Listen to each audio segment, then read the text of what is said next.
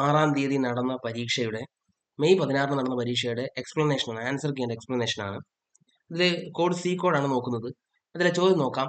താഴെ പറയുന്ന വാതകങ്ങളിൽ ഏതാണ് ആഗോള താപനത്തിന് കാരണമാകുന്നത്? അപ്പോൾ താഴെ പറയുന്ന വാതകങ്ങളിൽ ഏതാണ് ആഗോള താപനത്തിന് കാരണമാകുന്നതെന്നാണ്. ഇതിന്റെ ഉത്തരം മീഥെയിൻ ആണ്. മീഥെയിൻ. ഈ ആഗോള താപനത്തിന് കാരണമാകുന്ന പ്രധാന ഹരിതഗൃഹ വാതകങ്ങളാണ് carbon dioxide, methane, nitrous oxide. നോക്കുക, N2O, നൈട്രസ് ഓക്സൈഡ് N2O. പല പരീക്ഷകളിലും NO2 തന്നിട്ടുണ്ട്, അത് നൈട്രജൻ ഡൈ ഓക്സൈഡ് ആണ്.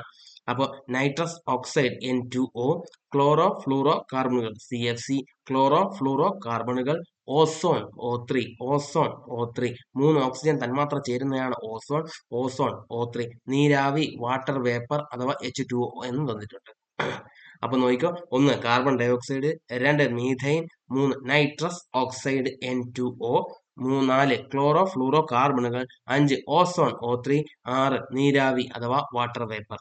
ഓക്കെ, അടുത്ത ക്വസ്റ്റ്യൻ. ഒരു ഭൂപടത്തിൽ റിലീഫ് സവിശേഷതകളെ പ്രതിനിധീകരിക്കുന്നത് എന്താണെന്ന് ചോദിച്ചാൽ അതാണ് കോണ്ടൂറുകൾ. സമുദ്രനിരപ്പിൽ നിന്നും ഒരേ ഉയരമുള്ള എലിവേഷനുള്ള ആറ്റിറ്റ്യൂഡ് അല്ലെങ്കിൽ ഒരേ ഉയരമുള്ള സ്ഥലങ്ങളെ യോജിപ്പിക്കുന്ന രേഖകളാണ് ഇതെന്ന് പറയുന്നത് കോണ്ടൂർ. അപ്പോൾ സമുദ്രനിരപ്പിൽ നിന്നും ഒരേ ഉയരമുള്ള ആൾട്ടിറ്റ്യൂഡിനെ അല്ലെ എലിവേഷൻ സ്ഥലങ്ങളെ തമ്മിൽ ബന്ധിപ്പിക്കുന്ന രേഖകളാണ് എന്തെന്ന് പറയുന്നത് ഈ കോണ്ടൂർ രേഖകൾ എന്ന് പറയുന്നത്. അപ്പോൾ ഭൂപടത്തിൽ റിലീഫ് സവിശേഷതകളെ പ്രതിനിധീകരിക്കുന്ന എന്താണ്? കോണ്ടൂറുകളാണ്. എന്താണ് ഐസോബാറുകൾ?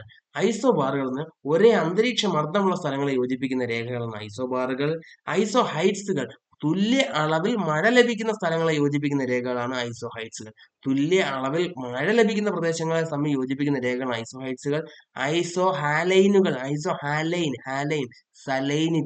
സലൈനിറ്റി അഥവാ ഒരേ ലവണാംശമുള്ള പ്രദേശങ്ങൾ തമ്മിൽ യോജിപ്പിക്കുന്ന രേഖകളാണ് ഐസോഹാലൈനുകൾ.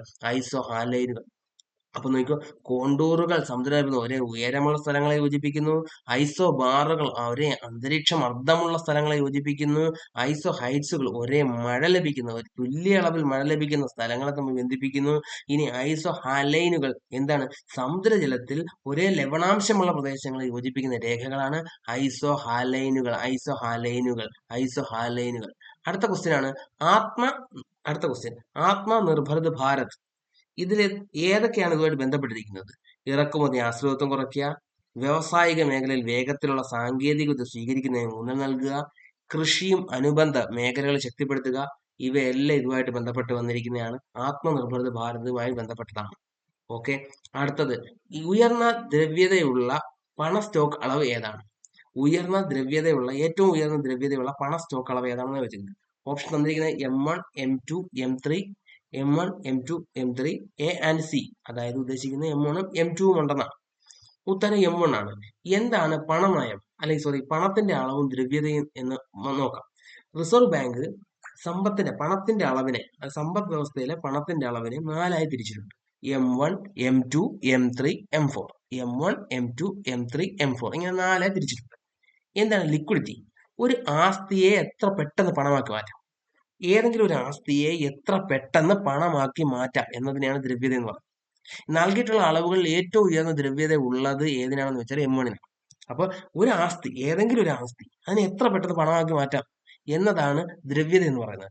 അതിൽ നൽകിയിട്ടുള്ളതിൽ M1, M2, M3, M4 എന്നിവയിൽ M1നെയാണ് നമ്മൾ നൽകിയിട്ടുള്ള അളവുകളിൽ ഏറ്റവും ഉയർന്ന ദ്രവ്യതയുള്ള ഏതിനാണ്? M1. ഏറ്റവും ഉയർന്ന അളവിൽ ദ്രവ്യതയുള്ള ഏതിനാണ്? M1. ഇനി M1 എന്ന് പറഞ്ഞാൽ ജനങ്ങളുടെ കൈവശമുള്ള കറൻസിയും റിസർവ് ബാങ്കിലെ നിക്ഷേപങ്ങളും അല്ലെങ്കിൽ റിസർവ് ബാങ്കിലെ നിക്ഷേപങ്ങൾ അല്ലെങ്കിൽ ബാങ്ക് ഡെപ്പോസിറ്റ്, ഡിമാൻഡ് ഡെപ്പോസിറ്റുകളുമാണ് ഇത് പ്രധാനമായും വരുന്നത്. ഇപ്പൊ എന്റെ കയ്യിൽ കറൻസി ഉണ്ട്, അതിനെയാണ് എനിക്ക് അതാണ് ഏറ്റവും ഉയർന്ന ദ്രവ്യതയുള്ളതായിട്ടുള്ള സാധനം. അപ്പം M1 എന്ന് പറഞ്ഞാൽ നൽകിയിട്ടുള്ളത് ഏറ്റവും ഉയർന്ന ദ്രവ്യത എന്താണെന്ന് പറഞ്ഞാൽ ഒരു ആസ്തി ഏതെങ്കിലും ആയിക്കോട്ടെ അതിനെ എത്ര പെട്ടെന്ന് പണമാക്കി മാറ്റാം, ക്യാഷ് ആക്കി മാറ്റാം എന്നതാണ് ദ്രവ്യത എന്ന് പറയുന്നത്. മനസ്സിലായല്ലോ.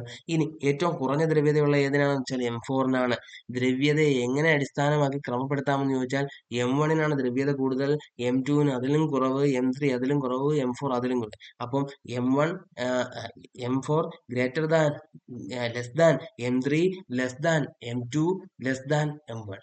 ഓക്കെ, ക്ലിയർ ആയല്ലോ? അപ്പൊ M1-നാണ് ഏറ്റവും കൂടുതൽ ദ്രവ്യതയുള്ളത്. ദ്രവ്യത അടിസ്ഥാനത്തിൽ ഏറ്റവും കുറഞ്ഞ ദ്രവ്യതയുള്ള ഏതിനാണെന്ന് ചോദിച്ചാൽ അത് M4-നാണ്. ഓക്കെ, ഏറ്റവും കുറവ് ദ്രവ്യതയുള്ള ഏതിനാണെന്ന് ചോദിച്ചാൽ അത് M4-നാണ്.